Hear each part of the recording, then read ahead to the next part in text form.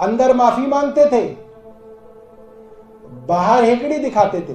और तब हमने कहा था ये कपिल मिश्रा नहीं है, ये वीर मिश्रा है, क्योंकि इनके अंदर वीर वाले सारे गुण हैं। इस वक्त की बड़ी खबर दिल्ली से। बीजेपी नेता कपिल मिश्रा ने मांगी है आपसे माफी। सत्येंद्र जैन पर लगाया था 2 करोड़ लेने का आरोप, 2 करोड़ रुपए वाले केजरीवाल को देने का आरोप लगाया था। सत्येंद्र जैन ने कपिल मिश्रा पर किया था केस। दिल्ली में चीफ मेट्रोपॉलिटन मजिस्ट्रेट के सामने माफी मांगी है। बड़ी खबर आपको बताते हैं। The former leader of the Aam Aadmi Party and now with the BJP, he has apologized to Delhi Health Minister Satyendra Jain after earlier having leveled charges of corruption against him. देखिए, मैंने सुबह ये बयान दिया था और मैं आपको एक बार डिटेल में बता देता हूं।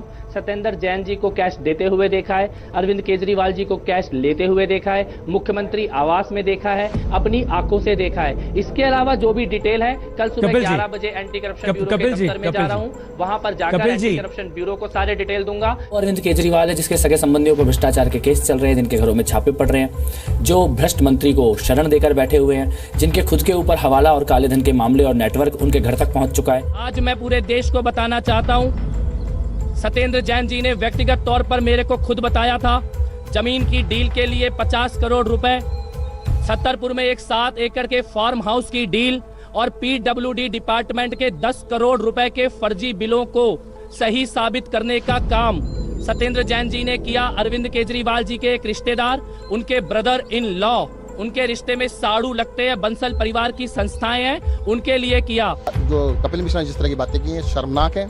आज जो बातें कर रहे हैं वो कह रहे हैं कि अरविंद केजरीवाल जी के साड़ू के लिए उनको घिन आनी चाहिए। जिस आदमी की आज डेथ हुई है उसके ऊपर आरोप लगा रहे हैं। सत्येंद्र जैन जी ने कैश दिया, अरविंद केजरीवाल जी ने लिया और उनके घर में ये हुआ है। मैंने अपनी आंखों से देखा है और इसके अलावा जो भी डिटेल है वो मैं एंटी करप्शन ब्यूरो और सीबीआई को जाकर दूंगा। उपराज्यपाल महोदय को आज सुबह मिलकर मैंने आधिकारिक तौर पर अपना बयान वहां पर भी दर्ज कराया है।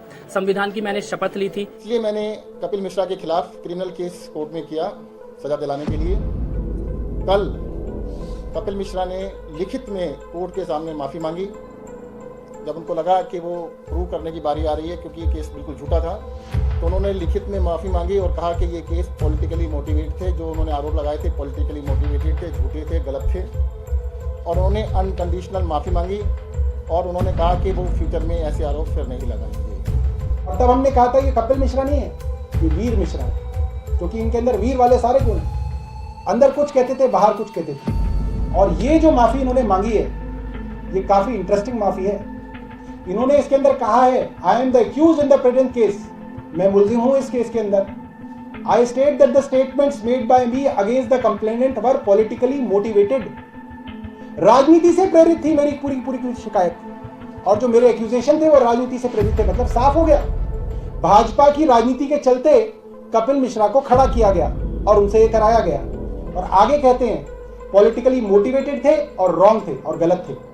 और मैं बिना किसी शर्त माफी मांगता हूं। I tender my unconditional apology to the complainant and same shall not be repeated. और आज के बाद ये कभी इन लोगों के ऊपर आरोप नहीं लगा सकते। इन्होंने ये भी कहा है, अब ये अपने झूठ का जो पुलिंदा है दोबारा नहीं ले जा सकते आपके सामने। और आखिरी में, I undertake to publish the above statement on social media through my official handles. मतलब अब आप इंतजार कीजिए, कुछ देर बाद ये माफी अपने ट्विटर, फेसबुक और इंस्टाग्राम के अकाउंट पे, या जो भी और ये अकाउंट जो रन करते होंगे उनके ऊपर भी ये माफी मांगेंगे। अगर नहीं मांगेंगे तो दोबारा से जेल जाने की तैयारी कर ले कपिल मिश्रा।